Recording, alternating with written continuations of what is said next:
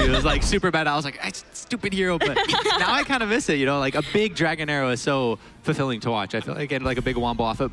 One quick thing that I want to know is that last game was really close, right? I feel like even when I was thinking about myself, how I was kind of phrasing it, I kind of made it sound like Method is out of this. You know, like it would be this huge comeback. Like, let's remember, I still feel like they are the favored team in this matchup. I mean, okay, they're down a game, so they're probably not favored. But leading into this, I still feel like they were the favored team. They are a very mechanically skilled team. It's just, can they rally? Can they mentally get past themselves? And I feel like that's what they really need to do. I completely back up everything about that. It does feel like the biggest enemy for Method right now may be themselves. Right now, they're hovering over an Abathur ban. You know, very understandably so. Abathur has been high priority within Europe. He has seen some interesting value at this tournament in particular, just because the interesting trade-off of, like, is it worth committing to the EU meta versus not? I've been surprised on where he has decided to show up. The Method will confirm, and right over here. So now we have to ask ourselves the question, what is going to be the first pick with Malfurion removed? I don't think it's going to be the Tracer for HeroesHearth. They aren't going to give that kind of concern into it.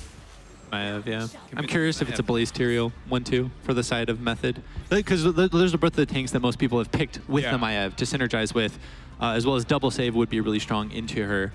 But then again, it's like, I don't know if you want to commit to that at this point, because then you're pretty minimalistic on like macro, and your base is already kind of weak too. You're very post-10 typically. When you commit that hard to a double warrior. One thing that I guess I'm very curious about, I mean, when we were talking to Method, they were saying we don't really feel confident against dealing with high mobility. We don't feel confident with dealing with Maiev. So I'm wondering, why have they stopped banning her? If that was what they were saying now, what's changed for them? Is it that inability to adapt? Cut your losses. At what point do you begin to do that? I feel like this is really something that I'd like to see them address, because even if they could secure the Maiev for Schwimpy, I think that could be the hyper carry that they're looking for. I mean, we saw Mene playing it, and he was just setting up on Brax's holdout. Like we said, the zoning potential that he was bringing, absolutely stunning. Like, if that was in Schwimpy's hands, maybe that could be what he needed to sort of unlock it. Otherwise, ban it away. Well, there's Genji. Is that enough? You've got the Blaze with the bunker to drop inside the Warden's cage, and then you have Genji trying to emphasize that you have some damage, although it seems more so about the team fighting than the race as of now. I really like that rotation from Method, that they avoided committing to the double warrior that high up, still having, you know, very high aggression, possibly having the opportunity to put that as their single hyper carry. It does well when considering the map, and then it also removes any option that if we wanted to see HeroesHearth, pair that with the Tyrael, the Genji itself. It's very well thought out. I do feel like, you know, that it's going to still need to pack the punch post-secondary ban phase, but for now, I feel like this is, when considering the adjustments and the stubbornness we've kind of been alluding to, right now, they're right on course here to even out the series. HeroesHearth goes with the double invuln, and you can sense the gray main behind that one. Yeah, I mean, I would like to see a Leeming ban coming out for the side of HeroesHearth. I feel like that double reset of Genji Leeming is such a scary combo, right? And Nick is a very proficient Leeming, or they're both, Schwimpy and Nick are both good on Genji and Leeming, right? So it's a double trouble. It does look like Method is hovering the Greymane ban. I like this. I mean, HeroesHearth have showed that they do enjoy the Wizen Duelists on this map, right? They ran pretty much a hyper carry Greymane comp. They had just protect the Greymane is basically what it was, and they just went all in with the double support, Lucio, Uther before. I would like to see them just pull the trigger, just get rid of it. I mean, it's something HeroesHearth have proven that they like, and maybe I'll be able to get a Hanzo if it is banned away. Ooh, you want the Shimada brother coming out, the other one.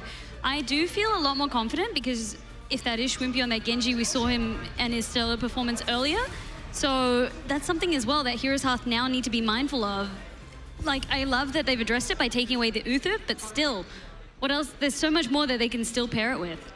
I wouldn't mind if we don't see the Leeming, maybe an ETC ban from HeroesHearth in this slot. I agree with you. I think Leeming double reset is possibly worse, but I also look at the double invuln and kind of go, you know, can HeroesHearth make it to 10? If so, I like, you know, double reset combinations do struggle, but I think I agree with you. I like the Leeming to step back a bit more, but if HeroesHearth is going to avoid that, trying to rid of the ETC and any kind of fear of getting that clump up, because the all-in capabilities of HeroesHearth, we've seen what happens when they can kind of overlook, you know, versus Team Dignitas on ETC on this map. Yeah, we'll be with the 4-man Mosh on this map at the very end of the game to close it out. And when that is true, you look on the side of HeroesHearth, they have no Mosh client tools. Like, as of right now, they have no way to stop Mosh. That doesn't mean they will never get one. Yeah. But then you're kind of forced into a situation, especially if the opponent does take the leaming, you might have to go something like a Tychus, which doesn't necessarily go that well with your dive comp. It looks like they're going to ban away the Rhaegar. My guess is they're trying to take away that cleanse. I wonder if this is actually a judgment material. That might be jumping the gun. But generally when I see people ban out a Rhaegar and have taken the Uther, you're generally looking for a blow-up style, but Monk is still on the table so they can get that palm.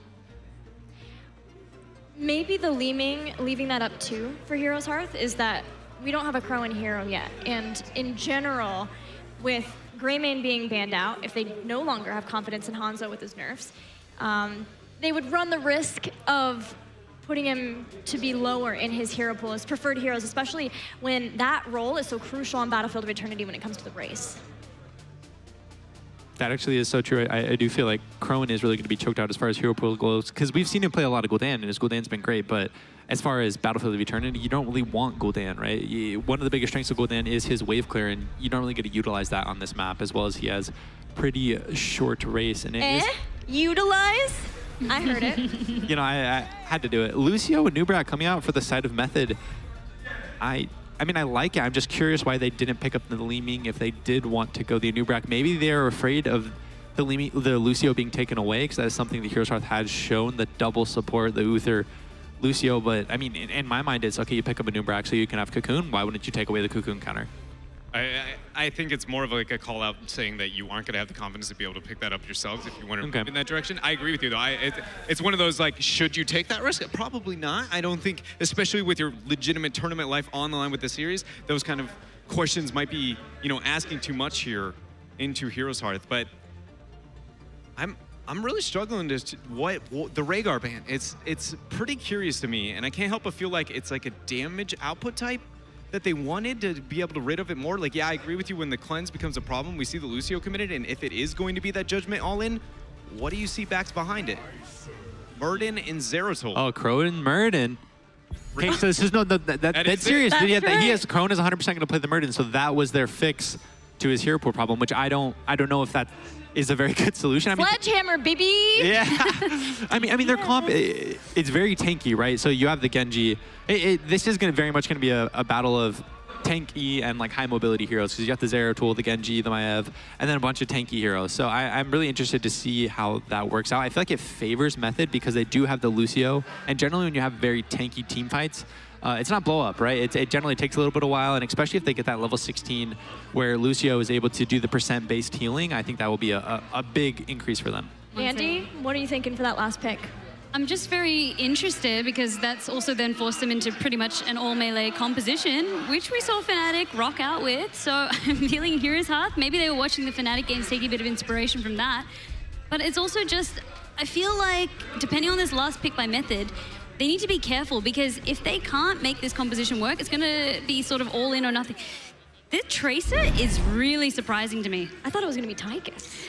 I thought so too, and it made a lot more sense because all melee, you can shred them down. Dread's got a thinking phase. Yeah, and it's not a good one. I'll be honest. I'm really struck as to why Tracer made it that late and no adjustment, because, I mean, looking at the top half of the draft, a lot of those heroes are very effective to be able to deal with it. I didn't see anything that screamed, yes, Method, this is going to be that kind of direction to be able to solve some of the problems that we've seen with Tracer in this tournament with the EU interpretation of the meta, and in particular, like this series looking at a closer scope. I mean, to be honest with you, I feel like this is going to be very much, Method has to rely on winning the early game through minion soak. Otherwise, I feel like they're going to struggle quite heavily in this game. Mike, is this we're all in on Schwimpy? Schwimpy put on the backpack and carry us to victory?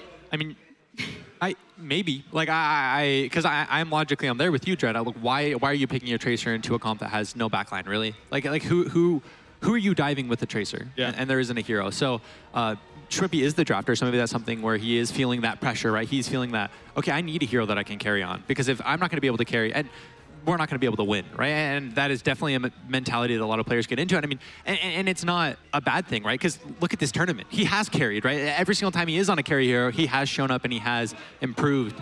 Like proved that, you know, he made the right decision to put himself on a carry hero. So I'm not the biggest fan of it. That being said, I understand his logic of why he's doing it, and I think it's sound. So your prediction then would be? I actually think I'm going to give it over to Method. I don't like HeroesHearth's comp. Like, I feel like they really got choked out with the Murden, where they had to pick Crowan, basically a hero that he was comfortable on, and they have 5 melee, but it's not even like a super strong dive. It's just hopefully Maev carries. Wonky draft. Vandy, what do you make of it?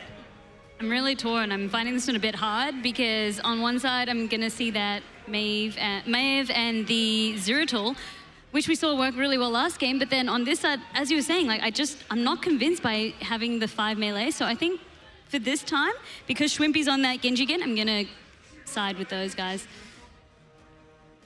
I share a different sentiment. I agree with the pressure of onto Mike that Mike alluded to, talking about Crowan's hero pool and pushing them out of that comfort zone. But I don't think it's quite enough. And I think that the Tracer overcommitment and that kind of stubbornness that we've seen be met with a pretty consistent wall, I don't see enough of a change here for that to be able to happen. If Meth is successful, it's got to be levels 1 through 9, and it's Schwimpy in the big old backpack. Got the whole squad in it. Yeah, I feel the same about that as far as the pressure, where it's at, where Method have undoubtedly got their feelings right now, and knowing that they're 1 game away from being eliminated by the number 4 seed from North America, I'm going to give it to HeroesHearth too. And let's see if you guys have changed your minds, if HeroesHearth have swayed your votes, if you have given them your hearts as they give yours. It looks like yes. You guys voted for HeroesHearth. You think they're going to take it. It's close, though. It's so close. And you know what? No matter what, it's going to be a great game. Let's go back to the casting stylings of Trixler and Caldor. Caldor, we need Method to get a win here if we want to get a game number 3. And this draft, a bit different for them. Yeah, it looks very, very different from what we've seen throughout the season. They rarely played Genji, if at all, lost most of the games with him. We've seen them with very little Lucio, and now all of a sudden they're busting all these heroes out. So that is not the usual meta that they are playing. Is it going to be enough, though? That's a big question here, because as we already heard, they need to win 2 in a row now. And just imagine if they go out 0-4 here. That would be absolutely brutal for them. That would be pretty brutal for them, not expecting to drop this many games. So we'll see if they'll be able to pull it off here. There is some things to talk about. You have the Anubra Cocoon forcing a fight, going into a dive and trying to kill somebody. That is available here for Method if they're able to pull that off. But will they be able to do it against Sanctification, Divine Shield, Murden's a pretty beastly tank, Zeratul's super high mobile?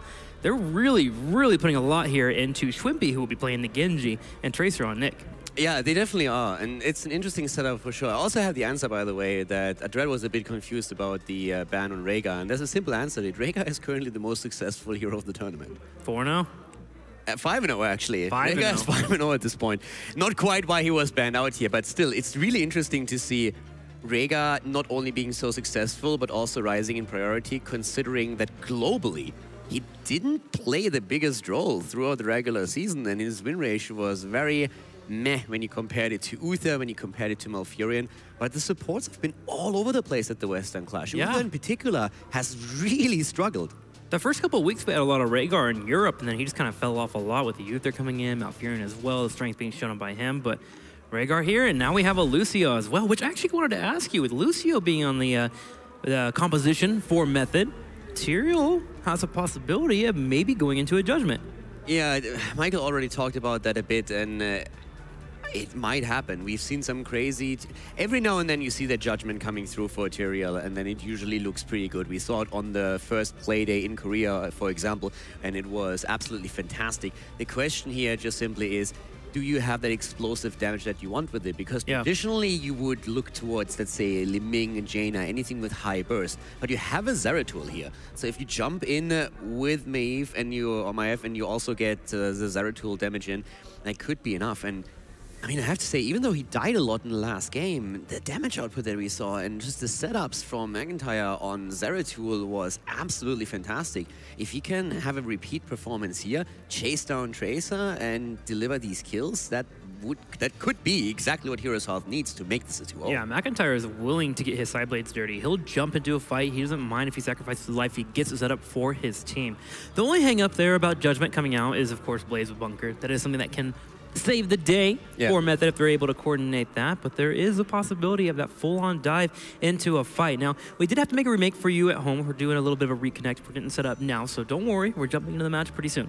Yeah, I'm still pretty worried here for Method, just simply also from the background that I'm not quite sure how they're dealing with these losses. It's not only that they dropped into the lower bracket, which they didn't really expect, it's also on top of that that they find themselves now in a spot where they are down 1 game. So for them, there's definitely a lot of momentum missing, and HeroesHearth is in a fantastic position. Winning that first game as it was so close, that gives you a confidence boost. And if they can translate that now into the next game, into this game, that's all they need. You know they're running with this momentum and just going forward with it. One of the things that McIntyre said during our interviews that I really enjoyed is like, I think we're a good team. We're just not fully there yet. And now they're getting wins. That's gotta feel good for them. Here on the left side, in the blue, HeroesHearth. Arthalon will be playing Maiev, Ishbu playing Tyrio, Crowan on Murden, McIntyre playing Zeratul, and BBJ playing Uther. And over to the right side, we currently have Team Method with Shrimpy on Genji, Nick on Tracer, Arcana on Blaze, Ethereal on Nubarak, and Kirsten on Lucio.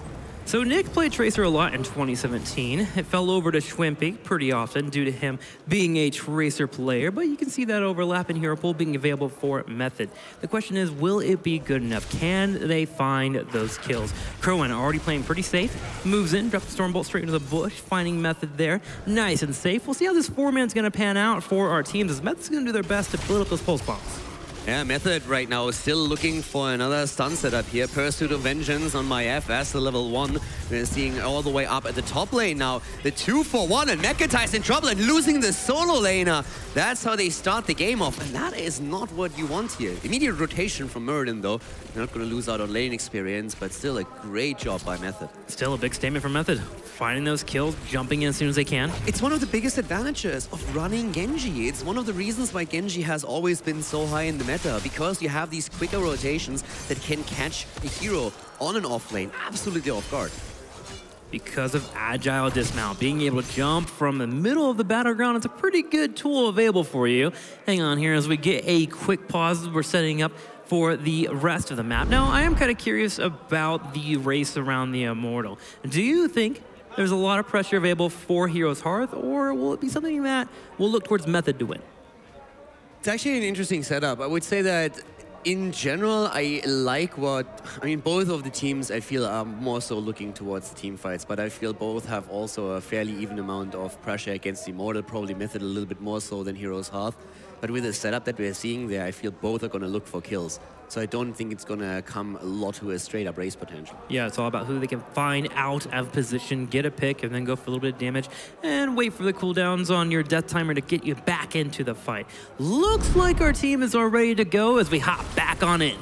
Yeah, the thing is also that Maiev is just racking up kills the entire time. As I mentioned before the series started, Maiev was 4-1, and the only loss was as HeroesHearth was not successful against Dignitas with Maiev. But now it's a 5-1, and Method gave the hero over. So I feel the rest of the tournament we're going to see that focus even more so being on her, especially considering the performance that we saw in the previous series. I highly doubt that Fnatic is going to get a lot of chances to give main and Maiev in the future. Yeah, I mean, that's the only team that we've seen from Europe that has gone into the Maiev is at Fnatic. So definitely going to be some changing up tomorrow. But for now, we watch as HeroesHearth is doing their best with the Maiev themselves. Method setting up for maybe a possible pick here on the top left as the Immortals are about to begin for our teams. Who wants to move into the mercenary camps? That's usually the big play here for our teams, and Method is actually wanting to get a little aggressive. Yeah, they're starting to move in here, and they want to go for the body blocks. BBJ gets blown up. Good kill. Can they make it a double? Crowan making it a little bit hard for that double to come in, especially with Uther providing some heals. But Method can move into a couple of options now. They can take the turret to get some experience. They can take the mercenary camp to the south, get that pushing in as they prepare for the Immortal phase. In fact, they actually pull away and they start to move into the mercenary camp on the right side. And Method has actually really solid lead in experience already, considering how early in the game we are here. The 2 kills that they got were definitely working out for them. They're going for their own camp now. HeroesHearth does the same move though. Both the teams going for the Shaman camp here, trying to get the pressure on lane. But Method is walking away with a very solid lead in experience. And this early on, the stat advantage alone really matters in these fights. Blaze should be able to clear up that if he wants to head to the bottom lane, or he can go ahead and decide to push in the top side with the mercenary camp from Method. It's all about positioning now as we move into the Immortal phase. And Method's getting pretty aggressive. They're heading over towards the bottom left side. And luckily for HeroesHearth, it will be a defensive Immortal for them. Yeah, so right now, the chances, of course, are that we are going to see the teams look for a potential kill at the beginning. Especially with Method heading into level 6 already, they could also play this a little bit slower. But here we have the tether into the stun. BBJ and Arthalon working together well to relieve Ethereal of half his hit point pool. Blaze having to head bottom to help out Genji to clear out that Merc camp. They're going to hop on Tyrael as well, trying to get him low. Put him out about half health, but Tyrael should be able to escape from that fight, so Ishbu is just fine. Meanwhile, Arthalon takes the opportunity to start putting some damage on that Immortal. Yeah, both of the teams now with a clear on the camp up to the top. Zeratul has already completed it, and Method is moving in with the rest of their team. Nick needs to be very careful because McIntyre is lurking in the shadows and he wants these kills. He has to be careful. He runs to a throw. Remember, Lucio does not provide that burst heal if you do get chunks like that. So Zeratul could have chased into the fight. Luckily with the Immortal stun and a throw being nearby, Zeratul did not chase. Big burrow charge coming in as we have a throw forcing the fight. Ishbu gonna take the pulse bomb. Jet propulsion being used as well. Ishbu is low and they're moving in once again. Arthalon gets stunned out and that's good night, Maeve. Very well done, Maeve. My F is down and they're not stopping there. They're going in for BBJ. They look like they get him. Crowan should have a Dwarf Toss available, should be able to get out, but the next focus for Method should be that Immortal. And they head to the south side to start working on it for now. HeroesHearth losing 2 members in that fight. Yeah, 4 kills against 0. Method definitely off to a good start in the game. But let's not forget that HeroesHearth turned it around in the late game on Towers of Doom as well. The early game here and getting early pressure, getting momentum would be fantastic for Method. So they take the lead in the Immortal race, but it's still a halftime show. And by now, of course, we have the blue team also back up in force on the map. Crowan coming over to harass a little bit. You can afford to do this when you move into the third wind talent, taking that poke and then dancing away and healing up if you need to. Even getting a Stormbolt there with Schwimpy getting stunned for a little bit, but Method able to work on the Immortal. And they focus it down quickly and get a nice 6,000 shield Immortal. Yeah, HeroesHearth was trying to split the attention a bit and also attempting to bait them into attacking so that they could get the Immortal themselves, but that's not happening here. Ethereal with the aggression, moving in. McIntyre being attacked. Man needs to be careful. Zeratul in trouble. Here come the stuns from BBJ and Crowan to make sure that Zeratul does not fall. But that chase is worth it for Method. They push HeroesHearth to the top left, forcing them back, which allows for the Immortal to get a nice push on the bottom side. And Method joins them, so they're able to grab the turrets pretty easily. And if they're able to get that Immortal towards the fort, they can start to chunk it pretty quickly. It's not only that, Zeratul is late to the top, so he's missing out on a few minions as we saw Blaze push the wave in and down here. Able to drop down the Ventus to the top side. The cleanse comes out, but Schwimpy Chase is trying to get the kill on him. The Volt comes out from Arthalon, and because of a heal, looks like he should be able to survive. You can actually see how Genji is really starting to pressure Maiev a lot whenever Arthalon moves out. Swift Strike is normally still up for Schwimpy. He's really keeping it for very late in the fight, waiting for the escape to happen, and then attempts the chase.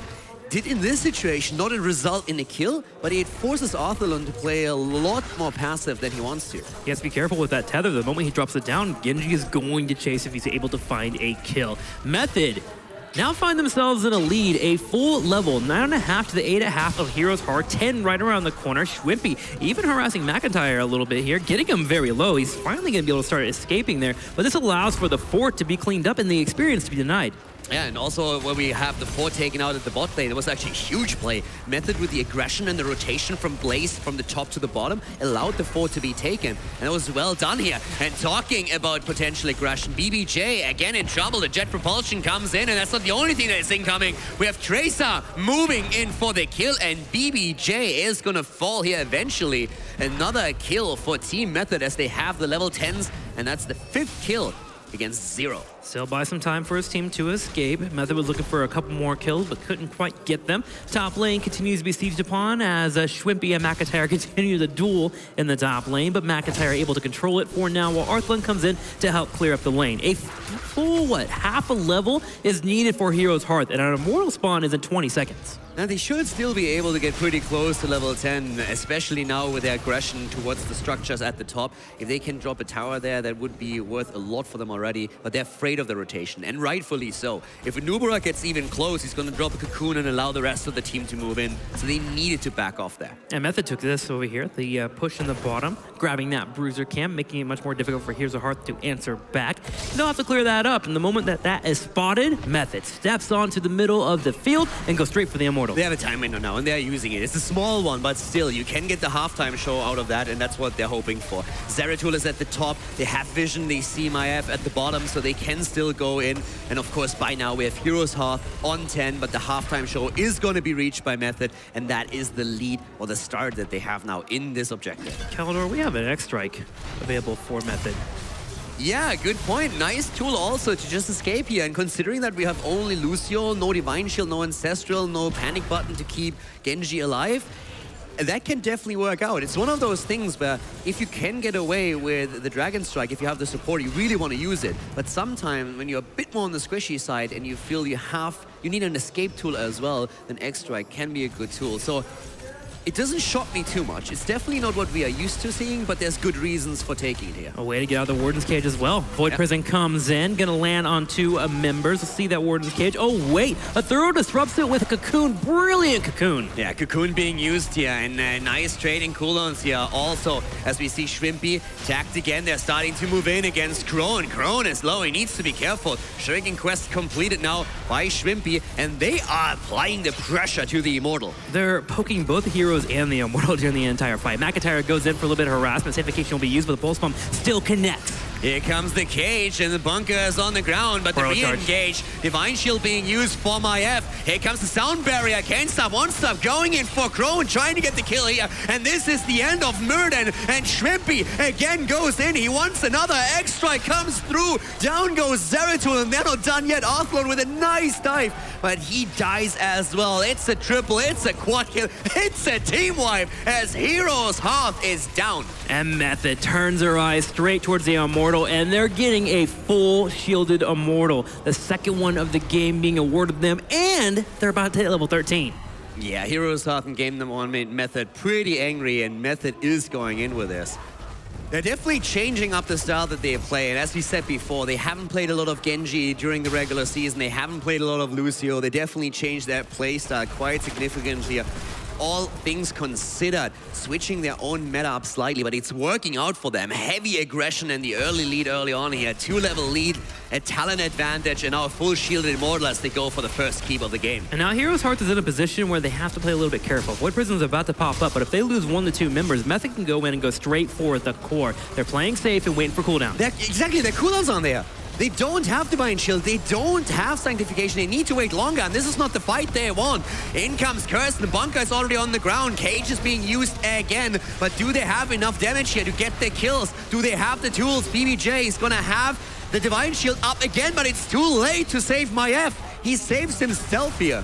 Shwimpy getting a couple kills, gonna have Utherfall as well. Crone trying to survive. The X-Strike does not connect, but McIntyre and Crone, they are pretty darn bruised. Another 10 to 15 seconds before HeroesHearth spawns up. It's 13 kills against 0, a 3-level lead. Method is currently destroying HeroesHearth, and they want to go for game very early on here. Death Timers alone. We're gonna see HeroesHearth coming back with full force here. Stretch that. Zeratul is already down, and the core is gonna follow soon. And with the bunker as well, the core continues to fall down to 5%, down to 0, and Method gets the win here. A 4-level lead over HeroesHearth towards the end, and that means we're getting a game at number 3. We wanted the third game, and we're getting the third game. Great.